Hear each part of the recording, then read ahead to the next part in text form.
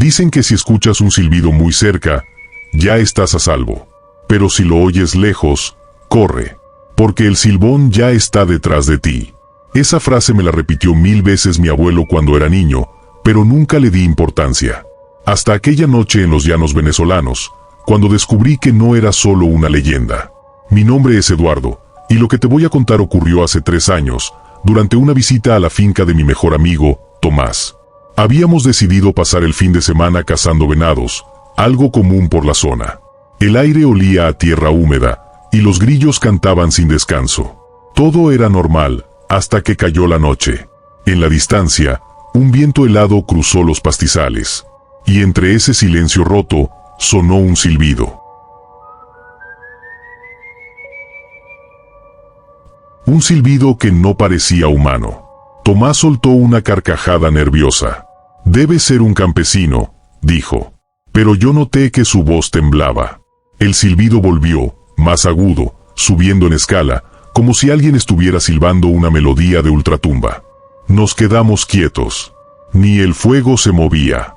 Y entonces, los perros comenzaron a gemir, escondiéndose bajo la camioneta. «No es nada», murmuró Tomás. «Entonces, ¿por qué los perros están así?», pregunté. El silbido se repitió.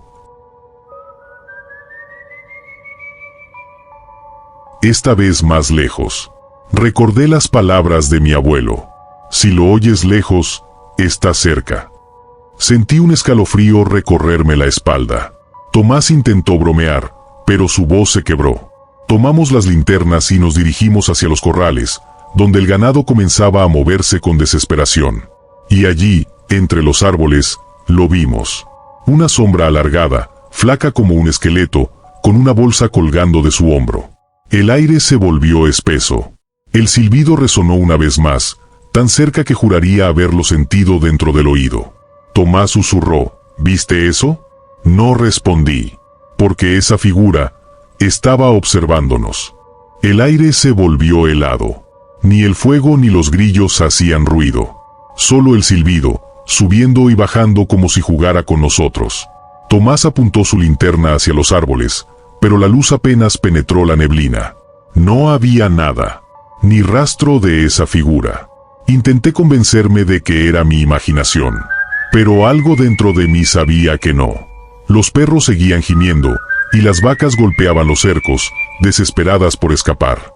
Fue entonces cuando escuchamos pasos, lentos, pesados, arrastrados. Provenían del mismo lugar donde habíamos visto a la sombra. «Debe ser un animal», susurró Tomás. «¿Un animal que silba?», le contesté con la mirada perdida en el monte. El sonido se detuvo. Todo quedó en un silencio absoluto. Y, de repente, el silbido volvió a sonar, esta vez justo detrás de nosotros. Giramos al mismo tiempo. Nada. Solo el viento moviendo la hierba. Pero el olor cambió. Era un hedor insoportable, como carne podrida mezclada con sangre vieja. Tomás tosió, cubriéndose la nariz. «¿Qué demonios es eso?», dijo con voz temblorosa. No pude contestar. Frente a nosotros, a unos 10 metros, apareció otra vez la silueta. Alta, huesuda, casi transparente. La bolsa que colgaba de su hombro goteaba algo oscuro que caía al suelo con un sonido espeso. El silbido volvió, más agudo, casi insoportable. Sentí un zumbido en los oídos. Quise correr, pero mis piernas no respondían. De pronto, la figura se movió. No caminó, flotó. Se deslizó hacia nosotros con movimientos lentos y antinaturales. Tomás gritó mi nombre, pero no pude reaccionar. La linterna parpadeó y se apagó. Penumbra absoluta. Lo único que se escuchaba era mi respiración agitada. Y entonces, un murmullo, bajo y gutural, rozó mi oído. «Ya lo escuchaste. Ahora te toca». Sentí una mano helada tocarme el hombro. Giré, y la linterna volvió a encenderse por un instante. Pude ver su cara. No tenía ojos.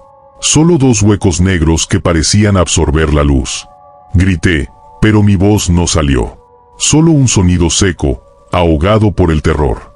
Tomás me jaló del brazo y empezamos a correr hacia la camioneta. Sentía el corazón golpeándome el pecho, y cada paso era como si el suelo quisiera tragarnos. El silbido nos seguía, cambiando de tono, más agudo, más cercano. Subimos al vehículo y cerramos las puertas de golpe. Tomás giró la llave, pero el motor no encendió. 1, 2, 3 veces, nada. El silbido volvió a escucharse, ahora del lado derecho. Giré lentamente la cabeza hacia la ventana, temblando. Allí estaba, a menos de 1 metro. Su rostro pegado al vidrio.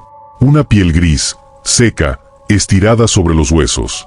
La bolsa colgaba de su hombro, y de su interior caía un líquido oscuro que se deslizaba por la puerta. Sus labios se movieron, pero no salía ningún sonido. Solo ese maldito silbido, que parecía venir de todas partes. Tomás gritó, golpeó el volante, y por fin el motor rugió. La camioneta se sacudió y aceleró entre los matorrales. Atrás quedó la sombra, perdiéndose entre la neblina. Pero el silbido seguía. Lejos, como si nos acompañara. «No mires atrás», le dije. «No mires». Pero Tomás no me escuchó. Volteó el rostro hacia el retrovisor, y su expresión cambió de inmediato. Se quedó blanco. «¿Qué ves?», le pregunté, sin atreverme a mirar. No respondió. Solo levantó una mano temblorosa y señaló el espejo. Lo hice. Por un instante, lo vi. El Silbón iba corriendo detrás del carro, deslizándose sin mover las piernas, con la bolsa golpeándole la espalda. El silbido aumentó, como si se burlara de nosotros. Apreté los ojos y grité que acelerara. El motor rugió con fuerza, y tras varios minutos, el sonido se desvaneció. Nos detuvimos en un claro, sin atrevernos a hablar. El cielo comenzaba a clarear. Pensamos que todo había terminado, hasta que, desde la distancia, se oyó de nuevo. Un silbido largo, grave, como una despedida. Pasamos horas dentro de la camioneta sin atrevernos a salir. El sol ya había subido, pero el miedo seguía ahí, pegado a la piel. Tomás encendió un cigarrillo con las manos temblorosas y me miró sin decir una palabra. Ambos sabíamos que algo nos había seguido, pero no queríamos aceptarlo. Decidimos regresar al pueblo. El camino de tierra estaba cubierto por huellas, algunas humanas, otras, no tanto. Eran alargadas, como si alguien hubiera caminado arrastrando los pies descalzos durante la noche. Nadie más pudo haber pasado por allí. No digas nada, me advirtió Tomás. Nadie va a creerlo. Asentí, pero por dentro sabía que el silencio no nos salvaría. Al llegar al pueblo, la gente nos miró extrañada. Estábamos pálidos, sucios, los ojos rojos. Mi abuelo, al verme, solo dijo una frase. «Lo escucharon, ¿verdad?». No tuve necesidad de contestar. Él lo supo en mi mirada. Me llevó aparte, me sirvió un café, y me contó algo que me heló la sangre. «El Silbón no mata por gusto», dijo en voz baja. «Él busca a los hombres que han hecho daño a su familia, o a sí mismos». Le pregunté si creía que vendría otra vez.